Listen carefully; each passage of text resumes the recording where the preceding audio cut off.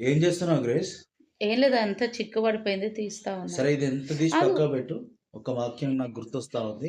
నువ్వు చెప్పు. పొద్దున్నుంచి బాగా స్ట్రగుల్ అయితా ఉన్నావు. అది దీనికోసమే రావట్లేదు. దాన్ని రావట్లేదనే నాకొక వాక్యం గుర్తొస్తుంది. ఆ వాక్యం నీకు షేర్ చేయాలని అనుకుంటున్నాను. హ్మ్. ఏంటిదంటే కీర్తనలు 138 అధ్యాయం 7వ వచనం. బ్రత్ ఆహ్, ప్రతికూల సమయంలో మనకు సహాయం చేసేవాడు మన యేసయ్య. అంటే నువ్వు చనిపోయే స్థితిలో ఉన్నప్పుడు ఆపత్కాలమునందు ఆదుకునేవాడు మన సజీవుడైన యేసుక్రీస్తు. ఈరోజు నా వ్యక్తిగత జీవితంలో అనేకమైన అప్స్ అండ్ డౌన్స్ వస్తా ఉంటాయి.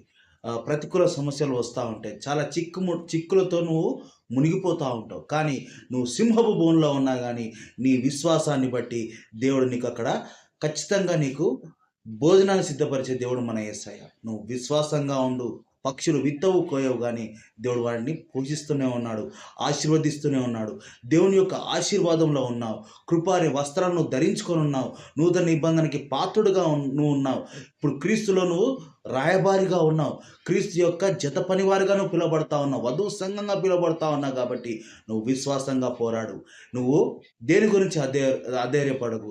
Let not your heart be troubled. నీ హృదయాన్ని కలవరపడనీయకుడి. నువ్వు విశ్వాసంగా ఉండు, ధైర్యంగా పోరాడు. దేవుడి వాక్యం నీ హృదయంలో నిలుపును గాక.